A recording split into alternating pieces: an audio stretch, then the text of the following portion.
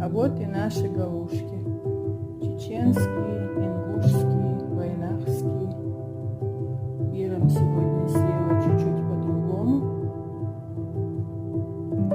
В душе называется верх. У нас просто бира. По-русски называется соус. Но очень вкусно. Курица оказалась такая жирная, а когда сварилась, уже стала совсем малюсенькой. Думаю, что будет вкусно.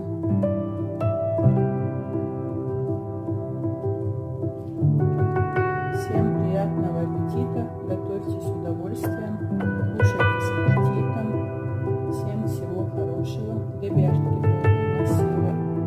Готовьте наши галушки, не пожалеете.